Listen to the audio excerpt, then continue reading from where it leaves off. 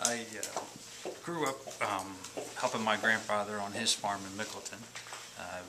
Pretty much was there with him every summer through school, and then out of school also in college, and then just stayed full time for several years until I needed to make a paycheck. And then got off the farm, and ever since I was always looking for a way to kind of do something to get back.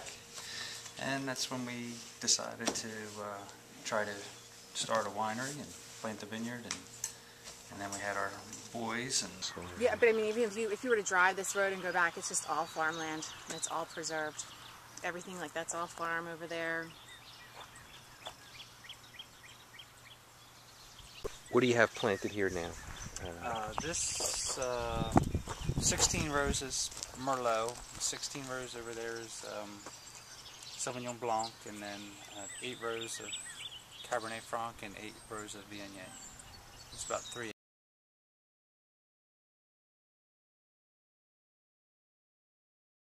We started off last fall with a monthly event called Wednesday Wines Day. So the first Wednesday of every month we host an event here for people to come out and just hang out and relax. I provide the food, they pay for whatever they sit. And it's always different. We started off with a purse swap the first month. We did a regifted event in January, so you brought in those things you got for Christmas that you didn't necessarily need or want, and we did a Chinese auction. We just recently had a couple of local photographers bring their art in and put them on display for display purposes and for purchase, and that was a lot of fun. We try to bring in as many local vendors as possible to support the local communities and some small businesses, massage therapists. We've had people come in to do hand massages and shoulder massages, and talk about skincare and things like that. So we changed the theme from month to month, and that's been a lot of fun. And it seems to be well attended, and it's growing, which is nice. And then we have a cooking class that we just recently started. We're going to have our 3rd cooking class this next month. It's a monthly event, and we work with a local chef owner, Jim Malaby, from the Blue Plate restaurant in Mullica Hill. And he comes in and he'll actually set up right here. We put tables on the shuffleboard table and black cloths, and he prepares the food here. Everybody sits out there and kind of hangs out and watches what he does.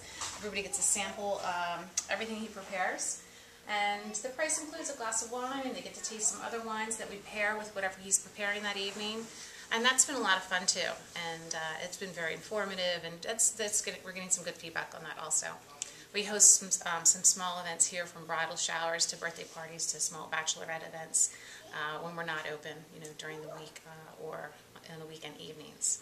And it's just been fun to watch how it grows and see what other questions are coming in and inquiries for other events. We hope to get into weddings down the road. So we'll see how it grows. Now your tasting room here in Swedesboro, this is a new locale for you over the past year, and so you have vines here as well as in your old location. Correct. Yeah. Now, tell me a little bit about the new vines here. You're looking to expand on your production. Correct. Yeah, we planted 4 new varieties here, so that'll help with our product line, give people even more options when they're choosing wines and tasting wines. You're trying to always have something for everybody when they come in. Some people like dry whites, some dry red, some fruit wines, some sweet wines. So we try to offer a little bit of everything. When was your aha moment?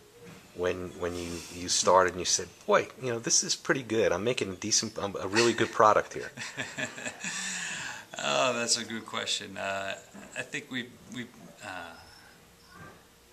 as far as making the product, I mean, that's been for several years. That's the biggest thing was getting the product in front of the customer base, and that was a big hurdle for us, for not having a tasting room right off the bat. So we've had different challenges. I mean, everybody does. There's some different challenges to getting started in this business. Heather, tell me a little bit about what it's like to run the winery here and be so close to other wineries in the community. How's that all work together? That's been really nice, actually. We've been good friends and very close with the other wineries in this area, even prior to us having our tasting room. And Danny, through his day job, actually knows the other farmers and has known them for quite some time. So now that we have our tasting room, we've seen that it really kind of helps to bring a lot more people, not just because we're here, but it brings people into the area. There are 4 wineries that they can go and visit. 4 is a great number for visiting in an afternoon, and then they can go from here to down to Cape May area if they want to, headed to the shore, or further north. So it really helps to bring some people into this area, and they really seem to enjoy it. And they're surprised by how much farmland there is in Gloucester County and in this area. So that's been a very pleasant surprise for us.